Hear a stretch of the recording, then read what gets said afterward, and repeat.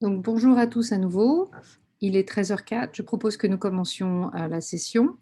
Donc, comme je le disais, la session est disponible en français et en anglais. Welcome to everyone. The session is going to be made available in French and in English. Please look for the button, the interpretation button, to hear the session in English. The session will be mainly in French. Donc, la session va être principalement en français. Aujourd'hui, nous vous avons invité à assister à une session de présentation des résultats d'un travail et d'un projet que nous avons mené avec 6 fournisseurs de solutions numériques dans 3 pays d'Afrique de l'Ouest, le Bénin, le Ghana et le Sénégal. Donc, c'est des solutions numériques qui s'adressent à des micros et des petites et moyennes entreprises dans ces pays. Et qui sont particulièrement utiles en temps de pandémie puisqu'elles permettent de faciliter le commerce en ligne et le paiement en ligne, et aussi proposent des services de micro-assurance. Donc, ces 6 partenaires ont reçu une assistance technique et un appui financier pour renforcer leurs solutions produits et leur système. Dans la session d'aujourd'hui, nous allons voir avec vous quel type d'assistance technique et quel type de soutien ces solutions et ces prestataires qui proposent des solutions numériques ont reçu, et comment cela a impacté donc leurs services et la façon dont leurs services ont été perçus donc, par des micro et petites et moyennes entreprises en Afrique de l'Ouest.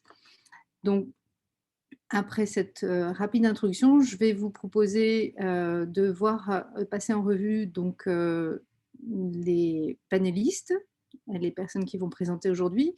Donc, nous avons avec nous aujourd'hui Claire Kalonji, qui est donc consultante en finance digitale et responsable du projet chez UNCDF. Elle est basée à Dakar et elle va donc vous présenter notamment le contexte du projet. Nous avons aussi un de nos partenaires avec nous, MicroEnsure, qui est représenté ici par Léona Aban, qui est responsable pays de MicroEnsure au Ghana. Donc moi-même, Karima Vardak, qui vais me retirer un peu après cette petite introduction. Et je vais donner la parole donc à Claire et à Manoïcha Boulier, plus familièrement connue sous le nom de Manou, qui va vous présenter, qui travaille donc pour Amarante et Consulting, qui a proposé donc l'assistance technique. Donc c'est le cabinet de consultants qui a appuyé donc les différentes solutions numériques que nous allons vous présenter aujourd'hui. Donc, pour rapidement le contenu de notre session aujourd'hui, donc comme je vous l'ai indiqué, il y aura une mise en perspective avec le contexte et les objectifs du projet que Claire va vous donner. Ensuite, on va vous présenter les partenariats que nous avons menés. Donc, vous allez avoir une présentation rapide des 6 partenaires avec lesquels on a travaillé, avec leurs solutions et le type d'assistance technique qui leur a été proposé. Ensuite, la troisième partie concerne une étude qui a été menée auprès des MPME pour savoir comment elles percevaient les solutions. Et je pense que les résultats de cette étude vont être particulièrement intéressants pour notre auditoire aujourd'hui, puisqu'elles permettent de mieux cerner ce qui est perçu positivement par les MPME et ce qui a encore besoin d'être amélioré. Et enfin, nous aurons l'occasion de vous laisser la parole pour quelques questions et réponses à la fin de cette session. Donc, je passe rapidement maintenant la parole à Claire pour le contexte et les objectifs. Merci Karima. Merci à tous de votre participation aujourd'hui.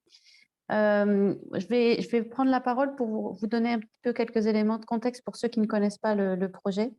Il y a un peu plus d'1 an, UNCDF avait fait une étude sur les impacts du Covid pour les MPME et avait noté l'importance du digital pour soutenir la résilience des MPME en temps de pandémie de Covid, et donc avait lancé un appel à projet pour trouver sur le continent africain, je crois que l'appel concernait 5 ou 6 pays, trouver des solutions numériques qui pouvaient soutenir les MPME dans cette crise particulière. Donc, suite à cet appel à projet, il y a eu 6 projets qui ont été retenus par UNCDF et qui ont pu avoir le support du UNCDF pendant 6 à 9 mois. Donc, on va vous présenter aujourd'hui les différents partenaires et surtout, là, ce que moi, je voudrais vous expliquer, c'est comment UNCDF apporte son soutien à ces solutions numériques. Le soutien de l'UNCDF porte sur 4 composantes principales. La première composante est une composante d'assistance technique, mais aussi de financement pour ces entreprises. Et là, on travaille en fait avec les partenaires pour définir quels sont leurs besoins en termes d'assistance technique quand il y a un besoin.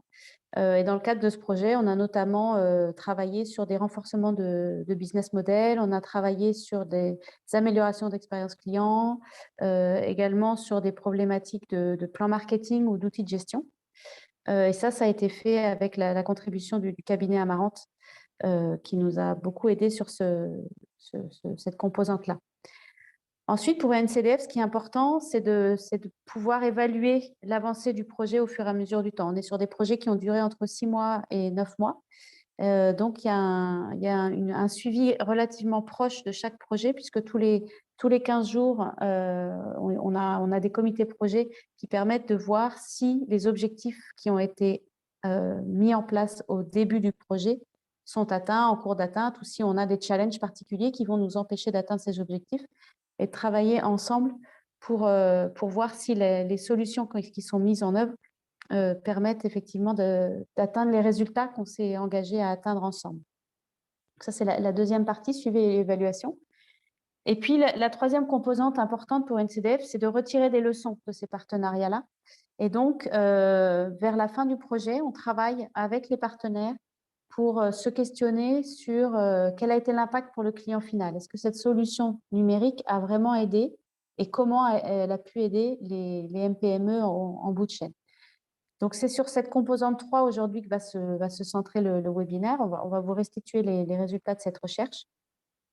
Et c'est très important pour nous, UNCDF, de faire ces travaux de recherche qui sont parfois, qui nous prennent beaucoup de temps, mais qui nous permettent aussi d'affiner notre accompagnement pour les projets futurs et de tirer des leçons voilà, pour peut-être retirer des bonnes pratiques ou bien apprendre des choses qui ont moins bien marché, par exemple, et réajuster le tir au fur et à mesure des projets. La dernière composante, c'est un petit peu ce qu'on fait aujourd'hui, la gestion des connaissances. Donc, c'est-à-dire qu'on a rédigé déjà certains articles sur le site du NCDF sur ce projet-là. On fait des webinaires pour parler justement de notre intervention sur ces sujets de solutions numériques pour soutenir les MPME. Et notre objectif, c'est que la parole soit disséminée plus largement possible pour éventuellement que d'autres acteurs du secteur puissent répliquer ces modèles-là. Voilà, je vais laisser la parole à Manou maintenant, qui va vous parler rapidement des différents modèles des partenaires, des business models des partenaires avec qui on a travaillé. Et puis, on passera plus de temps ensuite sur la restitution de la recherche. Merci. Merci Claire. Donc, bonjour à tous. Je vais donc à présent vous présenter les 6 partenaires appuyés par UNCDF dans le cadre de ce projet et également les activités réalisées donc, durant la première composante, donc l'assistance technique, et également l'évaluation suite à l'assistance technique, donc la composante numéro 2. Donc, le premier partenaire est basé au Bénin. Il s'agit d'une start-up fintech appelée OpenSea qui propose entre autres un service d'agrégation de paiement, mais qui, dans le cadre de ce projet, a proposé une offre spécifique appelée Kikia19 qui, au début de la pandémie, donc en mars 2020, a permis aux MPME, des petits restaurants, des petites boutiques de quartier de continuer leurs activités compte tenu des différentes mesures de restriction qui ont été mises en place. Donc, Kikia19 comporte 2 options. Pour l'entrepreneur, une première option pour l'entrepreneur ou le marchand qui n'a pas de solution de e-commerce en propre et qui s'appelle Kikia Pay Direct et qui lui permet de configurer sa boutique en ligne, de mettre en ligne ses produits, les prix et puis surtout de générer des liens de paiement pour les clients. L'autre option, c'est Kikia Pay POS, qui est plutôt destiné aux marchands qui ont déjà une solution de e-commerce propre et qui est donc intégrée à cette solution-là et qui permet de générer un lien USSD pour le client qui, lui, de son côté, donc, peut payer à travers le service de mobile money dont il dispose quand il fait un achat, par exemple, chez le marchand en question. Alors, pendant l'assistance technique fournie par Amarante, on a tout d'abord accompagné Kikia Pay pour développer son réseau de marchands, donc les MPME qui utiliseraient la solution. Donc, à part recruter, il a fallu sensibiliser, mais aussi former ces marchands-là. On les a accompagnés également pour conduire une campagne marketing ciblée, notamment dans les zones à forte concentration marchande. Et puis, l'assistance a permis aussi de mettre en place une collecte et une validation électronique des documents d'identité des marchands quand ils souscrivent à la solution. Donc, une double conséquence positive de l'assistance technique, puisque, premièrement, le premier indicateur, c'est que environ 3 mois, donc courant premier trimestre 2021, l'objectif initialement défini a été dépassé et Kikapay a pu recruter environ 300 marchands sur sa solution et également au niveau des transactions par semaine par marchand. Donc, on a pu compter 5 transactions en moyenne par semaine par marchand sur la solution. Donc, voilà pour le seul partenaire au Bénin. Ensuite, au Ghana, UNCDF a accompagné 2 fournisseurs de solutions. Le premier, c'est IP, qui a développé donc une solution qui s'appelle Digistore, qui est accessible en ligne, sur smartphone, mais aussi chez le commerçant. Celui-ci peut créer, gérer sa boutique, ajouter les produits, des offres promotionnelles, gérer ses stocks, etc. Quant au client, il peut commander, payer à distance via un lien USSD ou en ligne et puis se faire livrer ses produits. Alors, qu'est-ce qu'on a fait avec IP sur l'assistance technique? Tout d'abord, il a fallu en fait mieux comprendre les habitudes de consommation des clients, donc faire un travail de segmentation et pour cela, on a travaillé sur la structure de la base de données. Ensuite, on a aussi accompagné IP pour développer son réseau de partenaires, pour développer la distribution de la solution. Et puis, on a élaboré un plan marketing, vraiment un plan d'action concret pour renforcer en fait toute la stratégie autour de la solution, avec comme conséquence que là aussi, courant premier trimestre 2021, IP a pu augmenter le nombre de marchands qui s'enregistrent sur sa solution de près de 50%. Et surtout important aussi au niveau des clients finaux qui effectuent réellement des transactions, donc qui achètent, qui utilisent la solution, une augmentation d'environ 35%. Alors, au Ghana, toujours, on a un second partenaire qui est MicroInsure, qui donc a développé une offre de solution, une offre de micro-assurance numérique destinée aux MPME et qui est distribuée grâce à des partenariats avec, par exemple, des institutions de microfinance, des opérateurs téléphoniques, mais aussi des solutions, des sociétés agroalimentaires. Donc, l'entrepreneur, lui, en souscrivant à l'offre, bénéficie d'une assurance vie, mais aussi d'une couverture contre les risques d'invalidité suite à accident, se voit couvrir les coûts de consultation médicale, d'hospitalisation, les risques de perte de revenus Et pour les conjoints des entrepreneurs, celles-ci bénéficient de la prise en charge du coût lié à la maternité.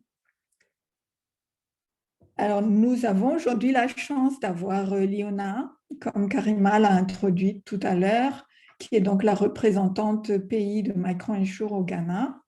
Donc, je vais lui laisser la parole pour qu'elle nous partage avec nous les retours d'expérience sur ce projet avec UNCDF.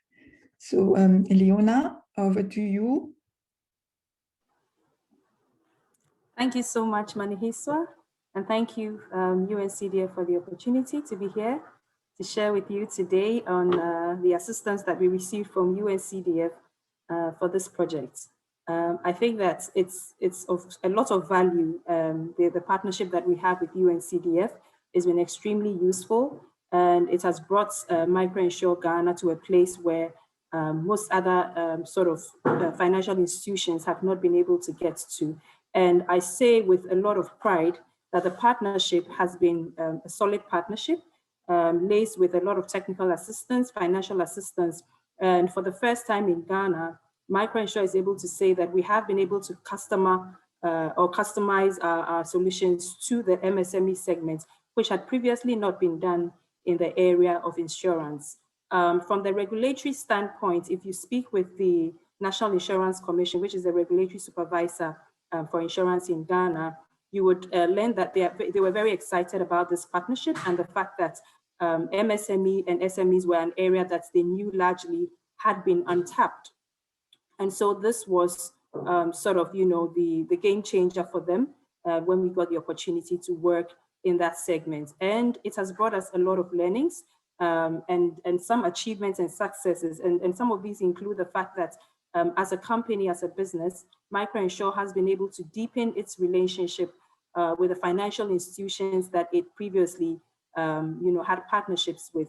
And this is because it was an opportunity to sort of give them back some social good that they would obviously give back to their end users in the form of resilience and recovery from the detrimental impacts of COVID that the world suffered, because this was really a global pandemic and a lot of businesses were adversely affected.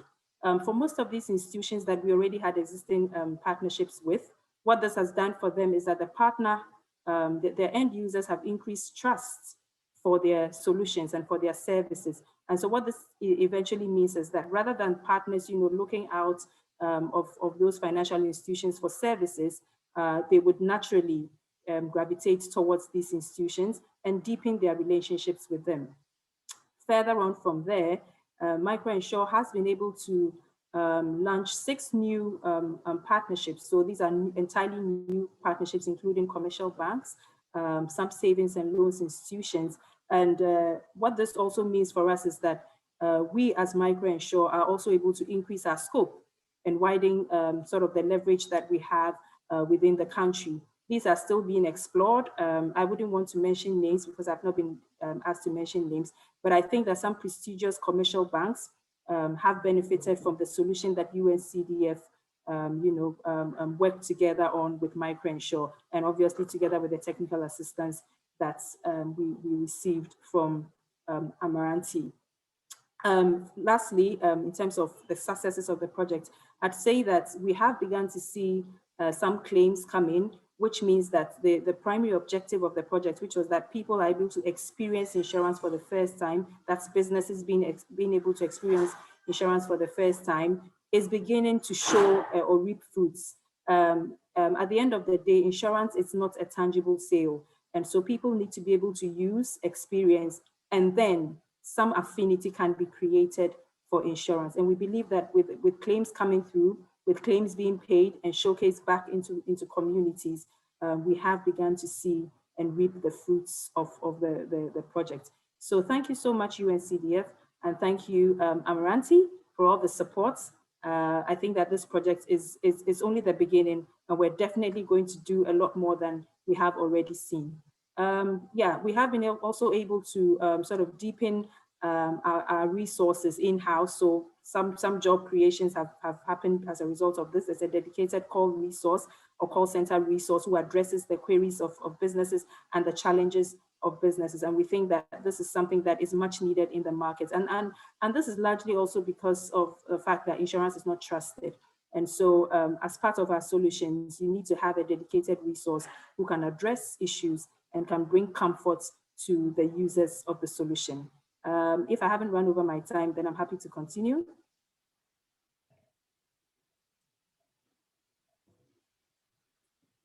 Yes, maybe we can give you some more time at the end of the presentation in case we have some questions related.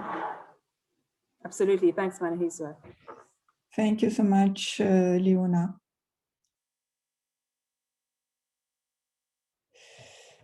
Donc, je reprends la présentation des partenaires. Donc, on a vu le Bénin et le Ghana.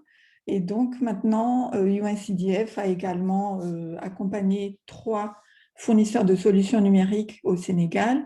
Le premier, c'est Baobab Plus, qui a proposé une offre qui a plusieurs composantes, en fait, qui se différencient par les prix et les options auxquelles souscrit le commerçant ou l'entrepreneur.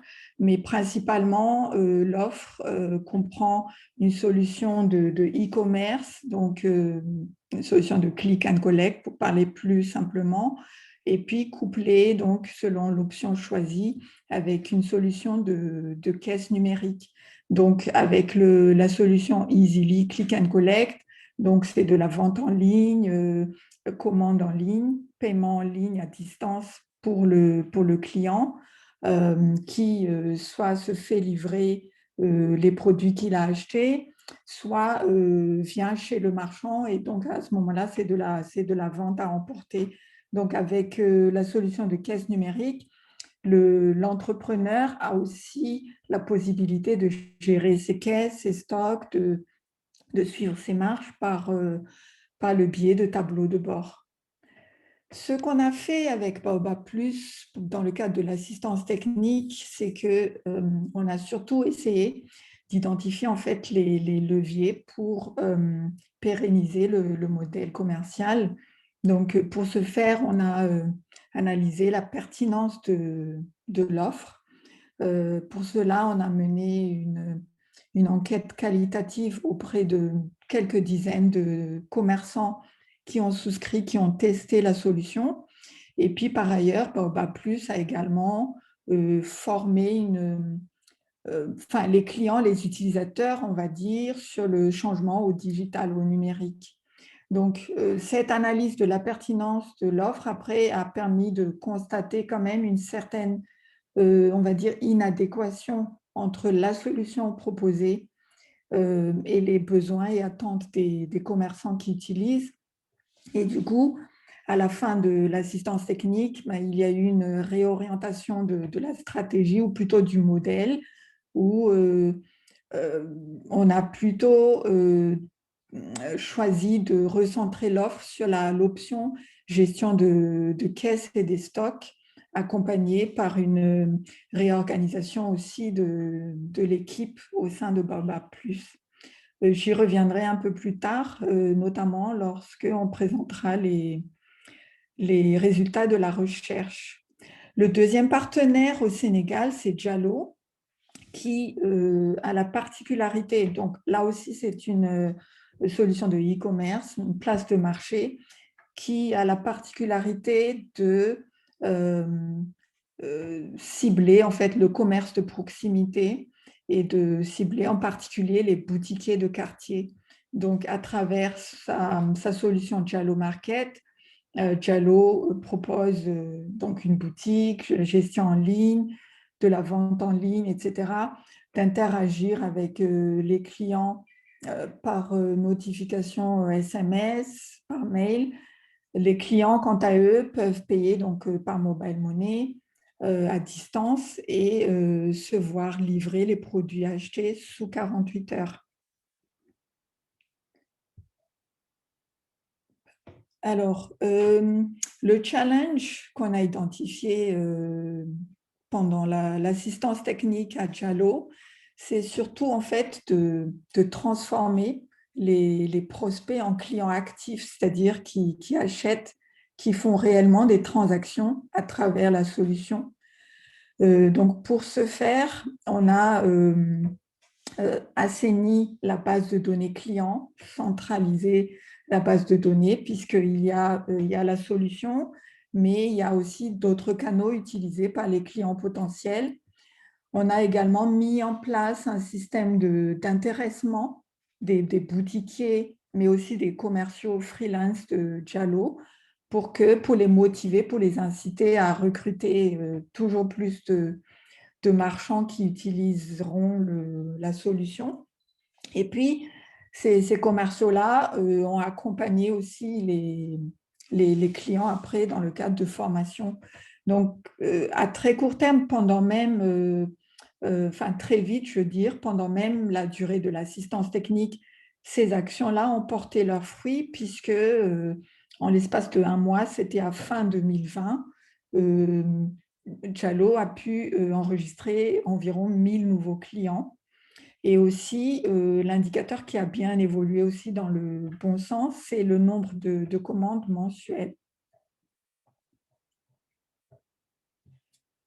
Le troisième et dernier partenaire, donc toujours au Sénégal, accompagné par UNCDF, c'est Club Diosan, qui travaille à la fois avec les producteurs locaux et pour les clients finaux. C'est-à-dire que là, la particularité, c'est que la solution de Club Diosan est en fait utilisée par les clients. Donc, c'est une solution de e-commerce là aussi qui permet aux clients de commander, d'acheter et de payer, mais en retour de bénéficier de produits frais, locaux, transformés localement, fournis donc par des entrepreneurs, agriculteurs, maraîchers locaux qui du coup ont pu écouler leurs produits et les clients bénéficient d'un service personnalisé, tout d'abord parce qu'ils sont livrés à domicile et puis il y a cette notion de club aussi qui a été bien développée par le club Diosan.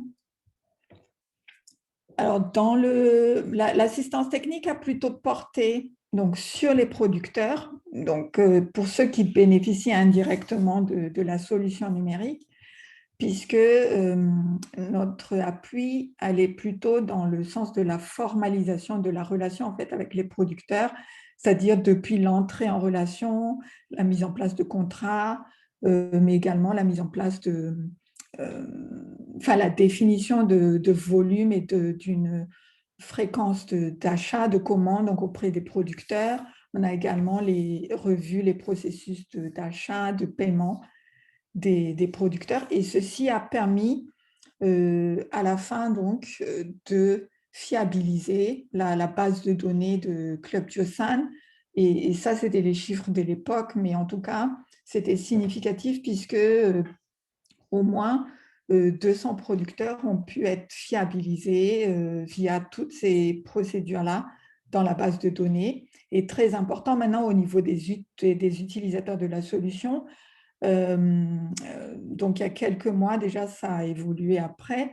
Club Diosan a enregistré plus de 3000 clients sur la plateforme, dont au moins 60% actifs, c'est-à-dire qui réalisent régulièrement des commandes, qui achètent. Donc voilà pour une présentation des 6 partenaires et des activités qui ont été menées dans le cadre de l'assistance technique et qui ont été ensuite évaluées dans leur succès ou dans les axes de progrès, après dans le cadre de la composante évaluation, suivi évaluation. Et donc, nous voici arrivés à la partie suivante qui concerne la recherche qui a été mandatée par UNCDF pour, in fine, donc, apprendre de l'utilisation de ces solutions-là et puis tirer les conclusions qui s'imposent. Donc, l'enjeu était enfin, la recherche plutôt était vraiment de mieux comprendre les enjeux autour des solutions et puis de comprendre aussi leur contribution à la résilience des micro, petites et moyennes entreprises dans le contexte de la crise sanitaire. Donc, la recherche a été menée dans les 3 pays où sont basés les 6 partenaires fournisseurs de solutions. Elle a été menée auprès des entrepreneurs, donc des commerçants, et quand c'était pertinent, auprès de leurs clients également. Elle a été menée pour répondre à 3 questions principalement. La première, c'est comment chaque solution numérique contribue à la résilience des MPME dans le contexte du Covid, avec les conséquences du Covid, donc les conséquences économiques et sociales. La deuxième question, c'est d'identifier les opportunités et défis liés à l'utilisation des solutions. Et une troisième question, plutôt de leçons d'enseignement sur comment concevoir et mettre en œuvre des solutions numériques qui visent à renforcer la solidité et la pérennité des activités des MPME. Donc, les résultats. Alors, la première question, donc, en fait, la contribution à la résilience des MPME, elle est mesurée par 2 facteurs. Donc, le premier, c'est l'augmentation des revenus. Le deuxième, c'est la possibilité pour l'entrepreneur de créer de nouveaux débouchés. Donc, ces 2 facteurs-là constituent les premiers pas vers une rentabilité et puis, à terme, la pérennité de l'activité. Donc, les 2 cas qu'on présente ici pour illustrer les leçons apprises sur cette première question, c'est tout d'abord le cas de Club Tiosan. Donc, pour rappel, c'est le client final qui utilise la solution. Les producteurs, donc MPME, bénéficient indirectement. Donc, il était clair, donc là, c'est des témoignages recueillis lors de la recherche qu'au début de la crise sanitaire, donc il y a un peu plus d'1 an, les ventes se sont effondrées, les producteurs ne vendaient plus rien du tout, plus de commandes, etc. Et donc, à travers la mise en place de cette solution de vente en ligne, ils ont pu de nouveau recevoir des commandes, écouler leurs produits et donc redémarrer leur activité en quelque sorte. Donc là, c'est quand on a interrogé les producteurs, c'est en fait, ils exprimaient leur satisfaction par rapport carrément au modèle. Donc, vous voyez ici le petit graphique.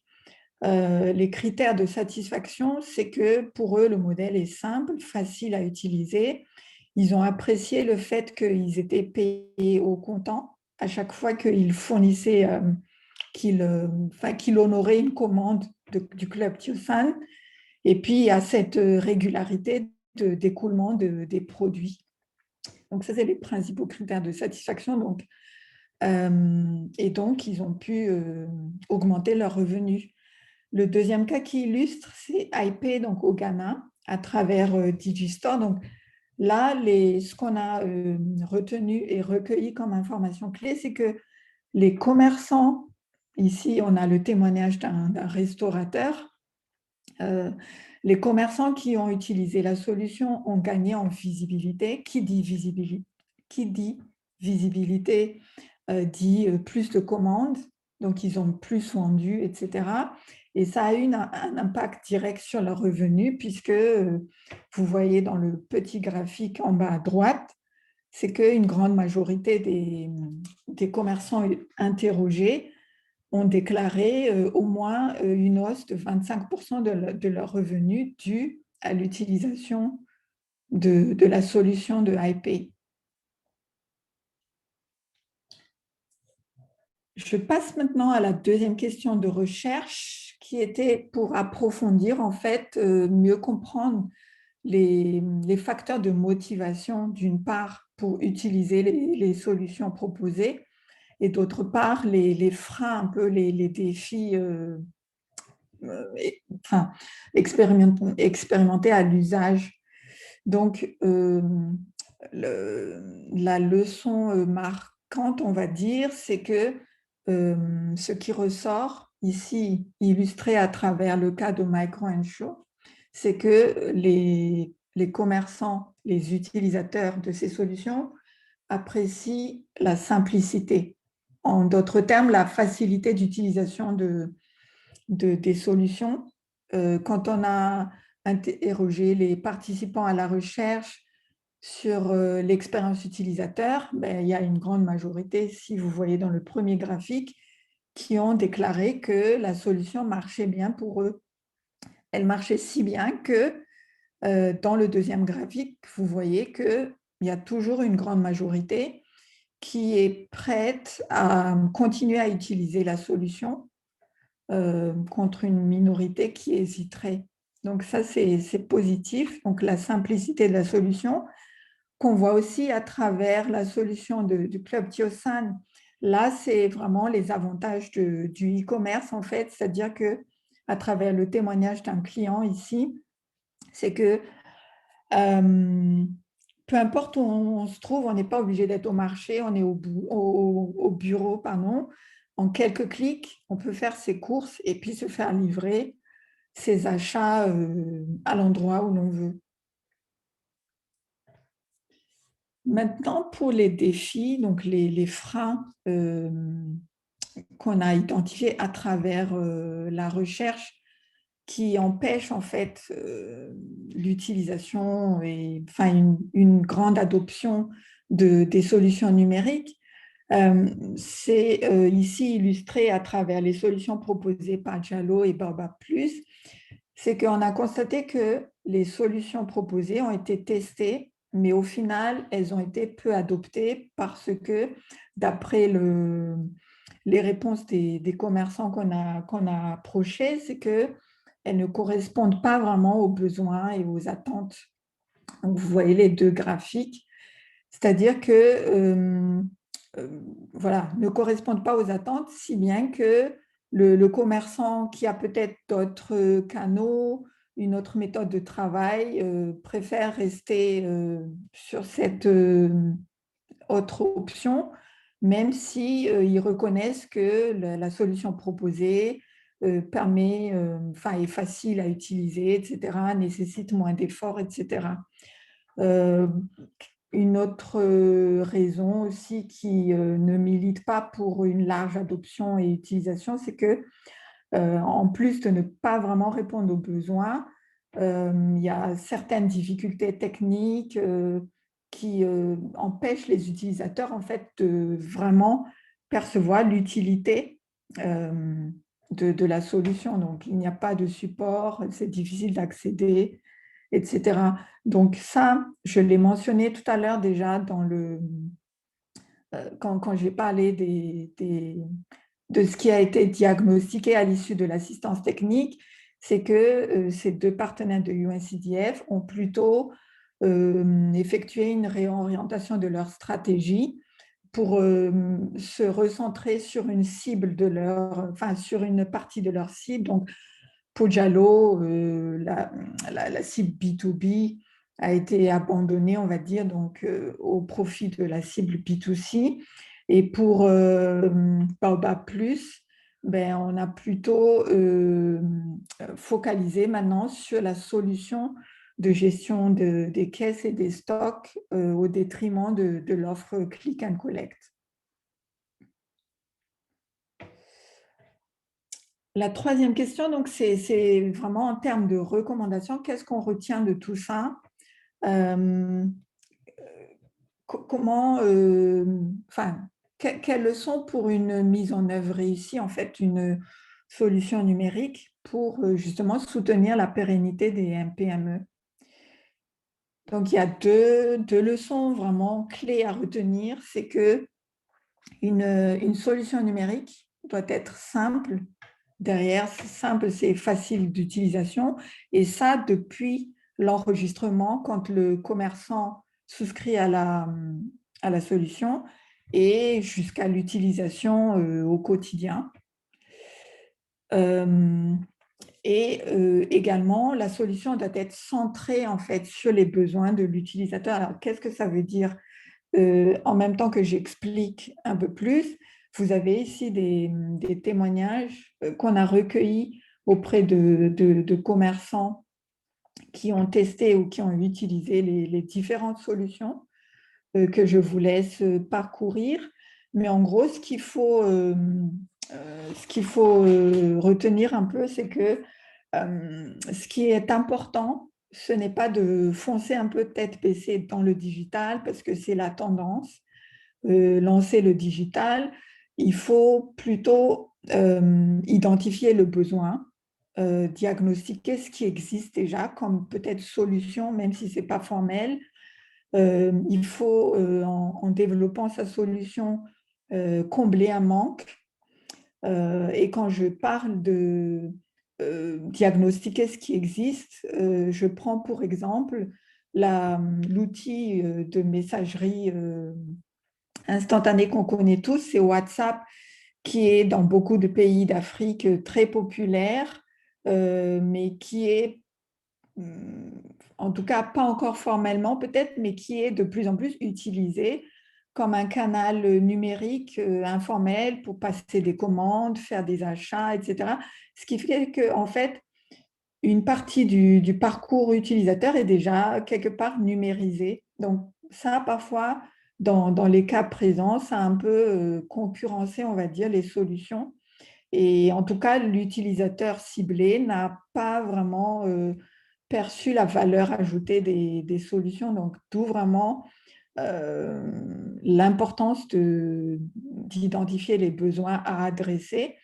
Et puis, quand je dis solution simple aussi, ben, quand on lance une solution comme ça, c'est que là, à travers les témoignages, vous voyez que ben, au recrutement des utilisateurs, la formation manque, l'utilisateur a besoin de plus de clarification, d'éclaircissement, etc.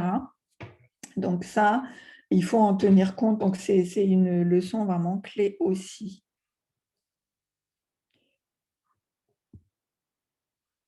Donc pour conclure la présentation, en fait, je partage avec vous les principaux facteurs clés de succès pour quand on veut lancer une solution numérique ou voire même déployer à plus large échelle, voire même de répliquer peut-être dans d'autres marchés. Qu'est-ce qu'il faut retenir à la fois de tous les travaux qu'on a menés sur tout le projet et de la recherche? C'est que, premièrement, il faut que la proposition de valeur apportée par la solution soit clarifiée, surtout quand la solution est distribuée via un partenaire tiers, par exemple. J'ai mentionné tout à l'heure les partenariats avec les IMF, etc. Deuxièmement, on l'a dit, mais je le redis, c'est vraiment l'importance de l'expérience utilisateur. Donc, il faut que la solution, en fait, réponde aux besoins et attentes de l'utilisateur pour fonctionner, pour être adoptée. Simplifier la solution, et cela dès l'enregistrement. Ça, c'est essentiel, et ça inclut aussi les documents, par exemple, que le commerçant a à fournir lorsque le fournisseur de solutions le recrute, le fait souscrire à la solution. Donc, suite à ça, c'est vraiment l'accompagnement de l'utilisateur, en fait. Donc, il ne suffit pas de vendre la solution, de recruter, mais au-delà de recruter, enrôler, il faut former et quelque part fournir un service après-vente, on va dire. Et dans le cadre de ça, donc la dernière leçon que je partagerai peut-être, c'est de vraiment mettre en place un système robuste de collecte et de traitement des réclamations des différents utilisateurs. Donc, traitement, c'est-à-dire, ça inclut aussi le traitement rapide en fait, de toutes sortes de problèmes ou d'anomalies techniques qui peuvent survenir dans le cadre de l'utilisation de la solution. Donc voilà un peu en conclusion les principales leçons à retenir. La présentation est à présent terminée, donc on peut enchaîner et échanger davantage dans une prochaine partie de questions-réponses. Donc on est disposé à répondre à vos questions. Merci Manu. Merci beaucoup. Alors, je surveillais le chat pour voir s'il y avait quelques questions qui arrivaient, mais pour l'instant, je ne vois pas de questions dans le chat. Donc, n'hésitez pas soit à prendre la parole en levant la main ou à mettre vos questions dans le chat. On pourra les prendre en compte et y répondre. On va laisser quelques minutes. Donc, Liona, dans le chat, a détaillé que dans le cadre du programme, le MicroInsure a assuré plus de 3300 business avec un objectif de 4000. Continue. Peut-être ce serait bien de revenir sur le slide des conclusions. Oui. Voilà, oui. Et donc, Manu est clair sur les 6 partenaires. Il y a donc combien de modèles qui sont confirmés et combien qui sont complètement en fait revus ou qui vont être vraiment modifiés. Donc au total sur les 6 partenaires, juste pour résumer, peut-être en attendant les questions. Alors sur les 6 partenaires, il y en a 4 qui sont confirmés. Et il y a 2 partenaires qui ont fait évoluer un petit peu leur business model pour mieux répondre aux attentes des clients. Donc c'était Diallo, là, donc on voyait sur le slide précédent, par exemple, qui a revu son modèle. Jallo et puis Baobab Plus. Et donc, notamment, c'était plutôt que de faire du business to business, ils vont passer à une solution business to customer, c'est ça? Voilà, un recentrage de la stratégie, tout à fait, vers le B2C.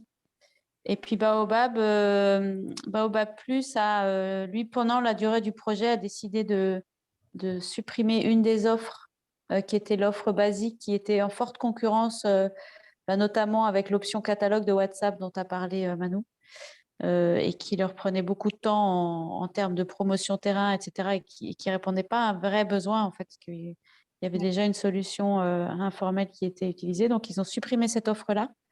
En revanche, l'assistance technique avec eux a permis de mettre en avant le fait que la solution de gestion de caisse apportait vraiment un plus pour les MPME. Et donc, ils ont réorganisé les équipes pour pouvoir mettre plus l'accent sur la promotion de cette solution de gestion de caisse. Ok. Et ça s'est passé en quoi? En l'espace de combien de temps à peu près? En 4 mois. En 4 mois, oui. En 4 mois, ça compte le moment où on prend le premier contact avec Baobab Plus, donc Amarante, NCDF définissent les contours de la situation. Alors, c'était un peu plus... Oui, si, à peu près 4 mois, parce qu'en fait, on a mis 2 mois et demi à finir l'assistance technique. Et puis après, le temps que la décision se prenne, etc. Mais c'est à peu près ça. D'accord. Et dans les solutions donc, qui ont été confirmées, on voyait, donc les chiffres sont un peu éloquents, peut-être on peut revenir sur certaines des solutions où les résultats ont été les plus éloquents. C'était notamment, si je me souviens bien, c'est Club Tiosan.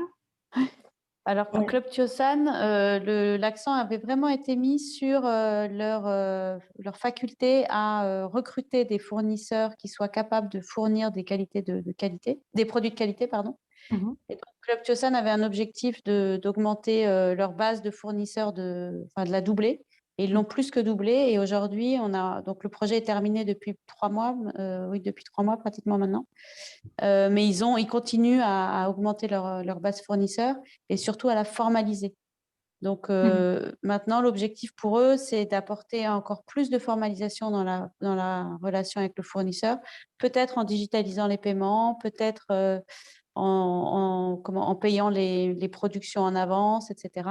Donc tout ça, c'est à l'étude aujourd'hui chez Club Tiosan.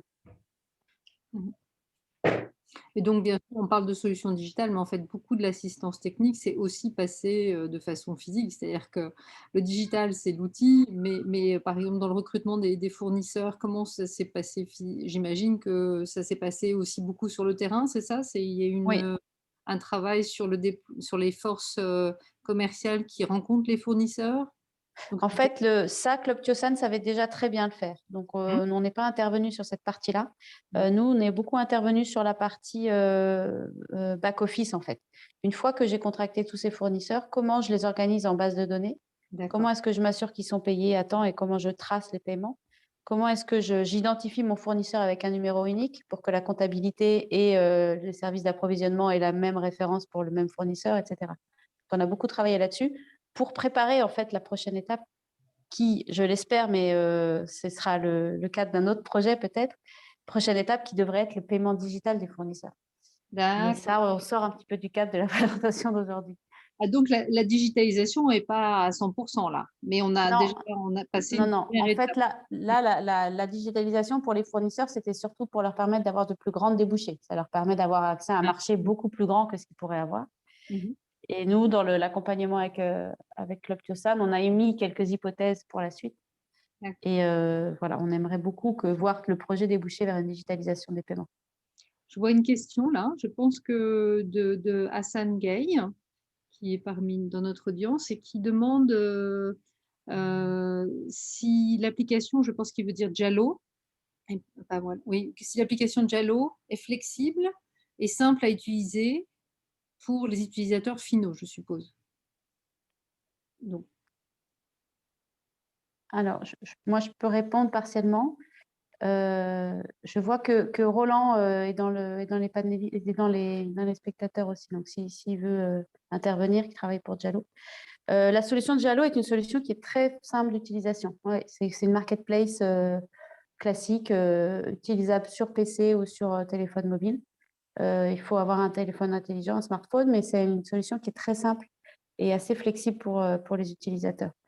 La problématique de Jallo, c'était plutôt de définir sa stratégie globale sur qui est-ce qu'on va servir en premier. Ils étaient partis au départ sur mettre une mise en relation entre les grossistes et les MPME, les boutiquiers de quartier. Et puis finalement, ils ont aussi regardé comment est-ce qu'ils pourraient faire du B2C, donc de mettre en relation les boutiquiers de quartier qui pourraient mettre leurs articles en ligne auprès des particuliers. Et donc, tous ces efforts-là, en fait, ont dû être un petit peu recentrés. Il y a eu un calcul qui a été fait sur les marges, etc. Mais on n'a pas vraiment eu besoin de travailler sur l'application de Jallo en elle-même parce qu'elle était déjà tout à fait adaptée aux utilisateurs. Je vois que Roland s'est connecté. Ouais, je vais laisser la parole à Roland qui pourra en parler mieux que moi. Merci Claire, merci Mano, bonjour à tous et merci pour cette belle synthèse de ce projet. Je ne vais pas revenir sur ce que Claire a dit, je veux juste mentionner le fait que dans la phase 1 de notre projet, un peu comme toutes les startups, nous avons imaginé une solution, nous avons conçu quelque chose et lorsque nous sommes allés sur le terrain, nous nous sommes rendus compte que en observant les utilisateurs, c'était plutôt notre façon de réfléchir qui avait été implémentée. Donc, dans la deuxième version de l'application, nous avons plutôt utilisé une approche de design orienté utilisateur qui a consisté à repartir vers les utilisateurs principaux qui sont les boutiquiers, qui ont en général un faible niveau en termes de literacy, comme on dit. Et donc, on a simplifié au maximum l'application. C'est vraiment pour confirmer ce que Claire a dit. Donc, notre problème est moins technique que stratégique en termes de positionnement. Voilà ce que je pouvais ajouter. Et si la personne qui est intéressée, qui a posé la question est intéressée, on peut se parler inbox. Merci. Très bien. Merci beaucoup, Roland. Et donc, Claire, je voyais une autre question, cette fois-ci en anglais. Shaibou Husseini, sorry if I'm pronouncing this wrongly. So what has been the response from the clients of these businesses? What are the numbers in terms of subscription for the digital services? So I think it's a double question because some services were for customers, and other services like what we just mentioned were for businesses. So some solutions are B2B and some solutions are B2C. So I think we can maybe go back to some of the slides where you show, Manu, the results. So maybe you can go back up to the introduction slides, because you have some data, and maybe this person, I think, joined late, so they might have missed some of the key results, for instance. And we could also come back to microinsurer also, maybe here. So yeah, Kikiape.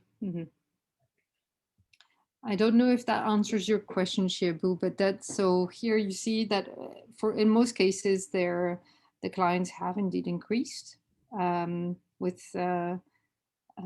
so users of the platform have increased by 20% above the objective that was initially set by the project. So they have a plus 300 merchants recruited. And what was the next one we had? Yeah, that's pretty impressive also, plus 46%. So Shaibu, if we're not answering your question exactly, do not hesitate to mention it in the chat. And then maybe Leona, you were mentioning in your comment, if you can come back, that you gave the actual number of clients that you were able to recruit and insure. So yes, that's correct. So 3,000 clients initially was the project KPI, but we've exceeded that. We've covered 3,327 in total as of date, as of now, and we're aiming for 4,000. So yeah, there are a couple of B2B sort of like partnerships, banks that are still onboarding their own agents because they see the value in the service that is to be provided to the agents. Mm-hmm. Great. Yeah. Super. Thank you. So, and then maybe a few more. So here for Jello, approximately 1,000 extra clients. And here, yeah, Club Tiosan. So it's 3,000, sorry. Okay. So Jello is changing its model. So I think what's interesting is Club Tiosan. Voilà, thank you. So it's 3,200 new clients registered, and what's interesting obviously in this figure is also the fact that 60% are active, which is really good, especially when it's such a new product for people. It's a big change in habit to order online your goods and services, so to make sure that it sticks and that people continue using it is quite a performance. So 60% of active users is really good. We've seen it when we're big experts in digital finance. We have the thing that we have always been struggling with is not so much onboarding people into mobile money, but it's keeping them active using mobile money on the long run. And when you see figures like this for a product like and a service like Club Tiosan, that's really promising. Now, and I believe, like what Claire was saying, this has continued. So I see is there a new question? Yes, there's a question in the Q&A section, Claire, in French. Je vais repasser au français. Donc on a une question, je ne prononce pas de nom parce que je ne vois pas un vrai nom, en fait, c'est le nom de l'outil qui est utilisé pour poser la question. Donc, merci pour la présentation. Y aura-t-il une intégration de ces solutions avec d'autres plateformes de paiement bancaire? C'est une bonne question, ça. Est-ce que ça fait partie des choses qui ont été explorées ou qui sont à l'ordre du jour chez certains de ces partenaires? Alors, on a déjà des plateformes de paiement de mobile money qui sont intégrées à ces solutions-là. Par exemple, Baobab, Jello, Club Tiosan, c'est le cas. Pour IP aussi, c'est le cas. MicroInsure, I'm not sure. Donc, Leona nous dira pour MicroInsure. Et pour Kikiape, je ne suis pas sûre, Manu. Mais c'est intégré avec c'est un agrégateur de paiement, donc. Mais oui, mais paiement en mobile, ou est-ce qu'il y a aussi des paiements bancaires? Je ne suis pas sûre. Ne suis pas sûre. Pour l'instant, le pont avec les banques, c'est un peu compliqué, mais en tout cas avec les porte-monnaies mobiles, c'est bien lié. Les plateformes sont bien liées entre elles. D'accord. Donc, j'espère qu'on a répondu à votre question. Et Leona, how is that functioning for you? Are you... how do people pay for their actual premiums? And Oh, so they'll use the mobile money platform. So it's they all use connected. mobile money. Yeah. Okay. Yeah. You don't have yet transfers from bank service, classical bank. Not necessarily, unless the bank decides to take on the payments on behalf of the customer. But then for now, if the customer wants to do a direct payment, then it's usually through mobile money. Yeah, and Yeah. because that's also the setup in Ghana for now. Exactly. Okay. I think we've kind of reached the end of the questions here, Manu and Claire, unless there is anything else you wanted to comment or share further on the research. We will be sharing the recording of this research, and there will be another series of publications that will bring to light some of the findings of the research in more detail. So that will come in a few weeks and will be shared online on the website. Donc, je demandais à Manu et à Claire et Léona si elles avaient d'autres commentaires éventuellement à faire avant que peut-être on clôture cette session. Et je rappelais simplement que c'est un premier aperçu des résultats de la recherche que nous venons de donner dans ce webinaire et que nous avons des études de cas qui sont en cours de finalisation, qui donnent plus de détails sur chacun des projets. On les a regroupés par thématique et par pays. Donc ça, vous pourrez les retrouver sur notre site web d'ici quelques semaines, puisqu'ils sont en cours de finalisation. Donc restez connectés à nos réseaux sociaux, à notre newsletter, ou regardez, venez à l'occasion visiter notre site web UNCDF et vous pourrez sans doute trouver donc plus d'informations sur ces projets que nous venons de vous présenter. Voilà. Je crois que Léona a levé la main. Juste carrément, je te coupe. Léona, you raise your hand, yes. Yes, please. Yes. 2 points. The first one being that Manihiswa and Amaranti team, thank you so much for the results of the survey and the way that it has been presented. I think it opens our eyes to what is working well, what is not working well. And I think that for me at this table, it will be important to, as businesses around the table, the 6 projects, to work on the minority in terms of the number of people, the number of customers who say that I might not readily take up the product. It will be important to further work on those and sort of address those issues that those customers had so that we can have a fuller, value proposition to the customer base that we set out to work with. Secondly, I think that it will also be interesting if the partners within the various countries could sort of begin to talk about partnerships, cross-selling to the same base and just check the appetite of customers who were exposed to one solution, but then they did not obviously have the complement of the other solution, just to understand and see whether there are any more synergies that could be explored. Thank you. Claire, je pense que ça c'est pour toi. Travailler sur les synergies entre les partenaires et les solutions. Non, mais merci Léona. Je pense qu'effectivement, c'est un sujet qui est à cœur chez UNCDF et c'est aussi pour ça qu'on ne fait pas des projets par pays, mais on fait bien des projets sur l'ensemble du continent pour promouvoir ces partenariats-là. Et donc, c'est bien noté et il faut aussi qu'on arrive à trouver quels sont les types de synergies qui peuvent être mises en place. Mais effectivement, c'est un sujet qui reste à cœur chez UNCDF. Bon, bien écoutez, merci beaucoup pour votre participation. Merci Léona pour sa présence et sa présentation. Merci Manu et l'équipe d'Amarante qui est avec nous aujourd'hui, qui a donc donné l'assistance technique à nos différents partenaires en Afrique de l'Ouest. Et merci Claire pour cette présentation. Je pense que c'est vraiment intéressant de voir ce qui s'est fait là sur la dernière année, surtout dans le contexte du Covid, et de voir ces chiffres et la façon dont les projets et les solutions ont pu éventuellement évoluer. C'est vraiment intéressant de voir que parfois on peut changer d'avis sur son business model quand on fait ce genre de projet, et c'est vraiment intéressant.